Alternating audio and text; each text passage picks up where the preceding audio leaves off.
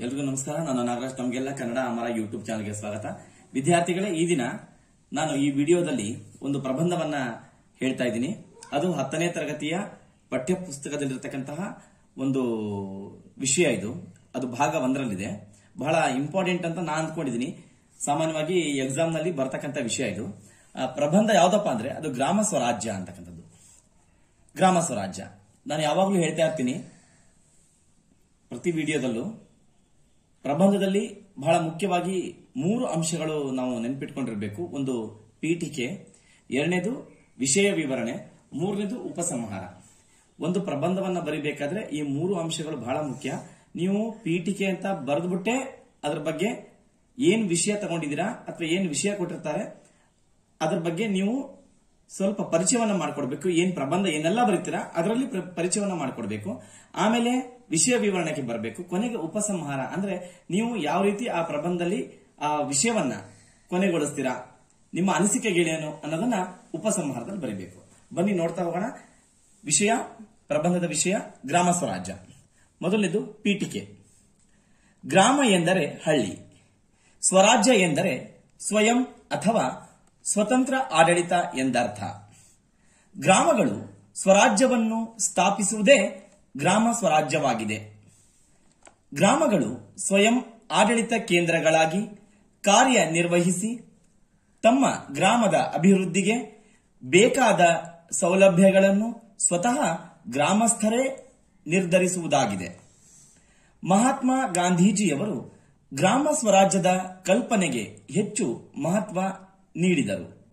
ಗ್ರಾಮಗಳು ಅಭಿವೃದ್ಧಿಯಾದರೆ ಮಾತ್ರ ದೇಶದ ಅಭಿವೃದ್ಧಿ ಸಾಧ್ಯ ಎಂಬುದು ಗಾಂಧೀಜಿಯವರ ಅಭಿಪ್ರಾಯವಾಗಿತ್ತು.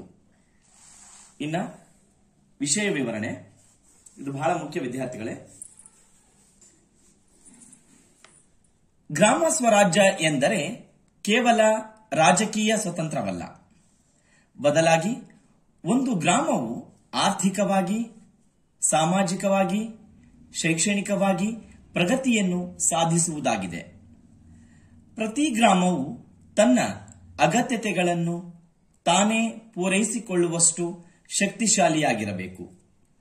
ಗ್ರಾಮ ಸ್ವರಾಜ್ಯದ ಆಡಳಿತದಲ್ಲಿ ಗ್ರಾಮದ ಸ್ವಚ್ಛತೆ, ಶಿಕ್ಷಣ, ಆರೋಗ್ಯ, ನೀರಿನ ಸೌಲಭ್ಯ, ಸಾರಿಗೆ ವ್ಯವಸ್ಥೆ ಇವುಗಳ ಬಗ್ಗೆ ಹೆಚ್ಚು ಗಮನ ಹರಿಸಬೇಕು. ಗ್ರಾಮಗಳು ತಮ್ಮ ಸಮಸ್ಯೆಗಳಿಗೆ ತಾವೇ ಪರಿಹಾರವನ್ನು ಕಂಡುಕೊಳ್ಳುವಂತಾಗಬೇಕು. ಗ್ರಾಮಗಳು ಎಲ್ಲಾ ವಿಷಯಗಳಲ್ಲಿ ಸ್ವತಃ ನಿರ್ಧಾರಗಳನ್ನು ತೆಗೆದುಕೊಳ್ಳುವುದರ ಮೂಲಕ ಆರ್ಥಿಕವಾಗಿ ಸದೃಢವಾಗಬೇಕು. ಗ್ರಾಮ ಪಂಚಾಯಿತಿ ಚುನಾವಣೆಗಳಲ್ಲಿ ಸ್ಥಳೀಯವಾಗಿ ಆಯ್ಕೆಯಾದ ಪ್ರತಿನಿಧಿಗಳ ಮೂಲಕ ಆಡಳಿತ ನಡೆದರೆ ಗ್ರಾಮಗಳು ಎಲ್ಲಾ ಕ್ಷೇತ್ರಗಳಲ್ಲಿ ಅಭಿವೃದ್ಧಿಯಾಗಲು ಸಾಧ್ಯ. ಆಯ್ಕೆಯಾದ ಪ್ರತಿನಿಧಿಗಳು ತಮ್ಮ ಗ್ರಾಮಗಳ ಅಭಿವೃದ್ಧಿಗೆ ಯೋಜನೆಗಳನ್ನು ಹಾಕಿಕೊಂಡು ಅವುಗಳನ್ನು ಜಾರಿಗೆ ತಂದಾಗ ಗ್ರಾಮಗಳು ಏಳಿಗೆಯಾಗಲು ಸಾಧ್ಯ. ಪ್ರತಿ ವರ್ಷ ಗ್ರಾಮೀಣ ಪ್ರದೇಶಗಳಲ್ಲಿ ಅತಿ ಹೆಚ್ಚು ಜನರು ನಗರ ಪ್ರದೇಶಗಳಿಗೆ ವಲಸೆ ಹೋಗುತ್ತಿದ್ದಾರೆ. ಏಕೆಂದರೆ ಕೃಷಿಯನ್ನೇ ನಂಬಿ ಜೀವನ ನಡೆಸುತ್ತಿರುವ ರೈತರು ಅತಿವೃಷ್ಟಿ ಮತ್ತು ಅನಾವೃಷ್ಟಿಗಳಿಂದಾಗಿ ಉತ್ತಮ ಫಸಲನ್ನು ಬೆಳೆಯಲಾಗುತ್ತಿಲ್ಲ. ಇದರಿಂದಾಗಿ ಅವರ ಆರ್ಥಿಕ ಪರಿಸ್ಥಿತಿ ಹದಗೆಡುತ್ತಿದ್ದು ಅನೇಕ ರೈತರು ತಾವು ತೆಗೆದುಕೊಂಡ ಸಾಲವನ್ನು ತೀರಿಸಲಾಗದೆ ಆತ್ಮಹತ್ಯೆಗೆ ಶರಣಾಗುತ್ತಿದ್ದಾರೆ. ಇನ್ನು ಕೆಲವರು ಜೀವನೋಪಾಯಕ್ಕಾಗಿ ಉದ್ಯೋಗಗಳನ್ನು ಅರಸಿಕೊಂಡು ಅಂದರೆ ಹುಡುಕಿಕೊಂಡು ನಗರ ಪ್ರದೇಶಗಳಿಗೆ ಹೋಗುತ್ತಿದ್ದಾರೆ. ಆದ್ದರಿಂದ ಗ್ರಾಮೀಣ ಮತ್ತು ನಗರಗಳ ನಡುವಿನ ಅಂತರವನ್ನು ಕಡಿಮೆ ಮಾಡಲು ಅಂದರೆ ಜನರು ನಗರ ಪ್ರದೇಶಗಳಿಗೆ ವಲಸೆ ಹೋಗುವುದನ್ನು ತಪ್ಪಿಸಲು ಗ್ರಾಮೀಣ ಪ್ರದೇಶಗಳಲ್ಲಿ ಆಧುನಿಕ ಸೇವೆಗಳನ್ನು ಮತ್ತು ಸೌಕರ್ಯಗಳನ್ನು ಒದಗಿಸಬೇಕು.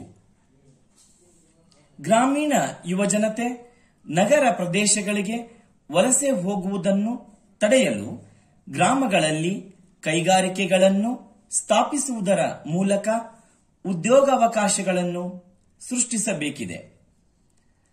ರಾಮಾಯಣ ಮತ್ತು ಮಹಾಭಾರತದಲ್ಲಿ ಹಾಗೂ ಭಾರತವನ್ನಾಳಿದ ರಾಜ ಮನೆತನಗಳ ಕಾಲದಿಂದಲೂ ಸಹ ಗ್ರಾಮಗಳ ಸ್ವಯಂ ಆಡಳಿತಕ್ಕೆ ಹೆಚ್ಚು ಮಹತ್ವ ನೀಡಲಾಗಿತ್ತು. ಭಾರತವು ಗ್ರಾಮಗಳ ದೇಶವಾಗಿದ್ದು ಬಹುಪಾಲು ಜನರು ಗ್ರಾಮವಾಸಿಗಳಾಗಿದ್ದಾರೆ. ಇಂದು ಗ್ರಾಮ ಸ್ವರಾಜ್ಯದ ಅಗತ್ಯತೆ ಮತ್ತು ಅನಿವಾರ್ಯತೆ ಹಿಂದಿಗಿಂತಲೂ ಹೆಚ್ಚಾಗಿದೆ ಅಥವಾ ಅವಶ್ಯಕವಾಗಿದೆ. ಪ್ರತಿಯೊಂದು ಗ್ರಾಮಗಳಲ್ಲಿ ಮೂಲಭೂತ ಸೌಕರ್ಯಗಳನ್ನು ಮತ್ತು ಆಧುನಿಕ ತಂತ್ರಜ್ಞಾನದ ವ್ಯವಸ್ಥೆಯನ್ನು ಕಲ್ಪಿಸಿಕೊಟ್ಟಿದ್ದೇ ಆದಲ್ಲಿ ಗಾಂಧೀಜಿಯವರ ಗ್ರಾಮ ಸ್ವರಾಜ್ಯದ ಕನಸು ನನಸಾಗಲು ಸಾಧ್ಯ. ಗ್ರಾಮಗಳ ಸ್ವಯಂ ಆಡಳಿತಕ್ಕಾಗಿ ಕೇಂದ್ರೀಕೃತ ಅಧಿಕಾರಕ್ಕಿಂತ ವಿಕೇಂದ್ರೀಕೃತ ಅಧಿಕಾರದಲ್ಲಿ ಗ್ರಾಮಗಳ ಅಭಿವೃದ್ಧಿ ಕಾರ್ಯಗಳಿಗೆ ಹೆಚ್ಚು ವೇಗ ದೊರೆಯಲು ಸಾಧ್ಯವಾಗುತ್ತದೆ ಎಂಬುದು ಗಾಂಧೀಜಿಯವರ ಅಭಿಪ್ರಾಯವಾಗಿತ್ತು. ಪ್ರತಿ ಗ್ರಾಮಗಳು ಇಂದು ಪಂಚಾಯಿತಿ ಎಂಬ ಸ್ವಯಂ ಆಡಳಿತ ಸಂಸ್ಥೆಯನ್ನು ಹೊಂದಿದ್ದು ಅಭಿವೃದ್ಧಿಯತ್ತ ಮುಖ ಮಾಡಿವೆ. ವಿದ್ಯಾರ್ಥಿಗಳೇ, ಇದಿಷ್ಟು ವಿಷಯ ವಿವರಣೆ. ನಾನು ಹೇಳಿದೆ ಮೊದಲನೇದು ಪೀಠಿಕೆ, ಅದಾದ್ಮೇಲೆ ಏನೆಲ್ಲ ಹೇಳ್ತೀವೋ ಪ್ರಬಂಧದಲ್ಲಿ ಅದು ಪೂರ್ತಿ ವಿಷಯ ವಿವರಣೆಯಲ್ಲಿ ಬಂದ್ಬಿಡ್ಬೇಕು.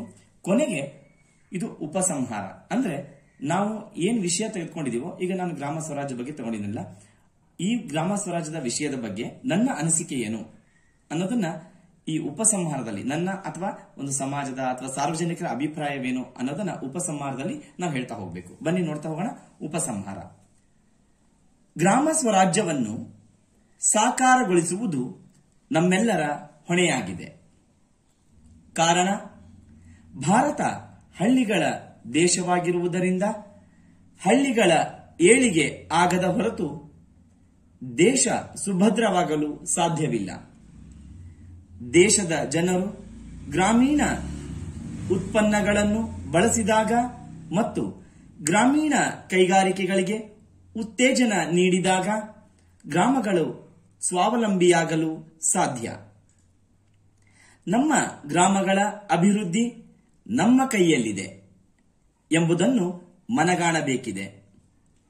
ಗ್ರಾಮೀಣ ಜನರು ಭೇದ ಭಾವವನ್ನು ತೊರೆದು ಇಡೀ ಗ್ರಾಮವೇ ಒಂದು ಕುಟುಂಬ ಎಂದು ಭಾವಿಸಿ ಗ್ರಾಮದ ಅಭಿವೃದ್ಧಿಗೆ ಕಂಕಣಬದ್ಧರಾಗಿ ನಿಂತಾಗ ಗ್ರಾಮ ಸ್ವರಾಜ್ಯ ಸಾಕಾರಗೊಳ್ಳುತ್ತದೆ. ಇದು ಉಪಸಂಹಾರ. ವಿದ್ಯಾರ್ಥಿಗಳೇ, ಇದು ಮುಖ್ಯವಾಗಿ 10ನೇ ತರಗತಿ ವಿದ್ಯಾರ್ಥಿಗಳಿಗೆ ಬಹಳ ಮುಖ್ಯವಾಗಿರ್ತಕ್ಕಂಥ ವಿಷಯ. ನನಗೆ ಅನಿಸಿದಂಗೆ ಇದು ಪರೀಕ್ಷೆಗೆ ಬರ್ತಕ್ಕಂಥ ವಿಷಯ ಅಂದ್ಕೊಂಡು ನಾನು ನಿಮಗೆ ಈ ಒಂದು ಪ್ರಬಂಧವನ್ನ ಮಾಡಿ ವಿಡಿಯೋ ಹಾಕಿದ್ದೀನಿ. ನೀವು ಅದನ್ನು ಉಪಯೋಗ ಮಾಡ್ಕೋತೀರಾ ಅನ್ಕೊಂಡಿದ್ದೀನಿ. ನಮಸ್ಕಾರ.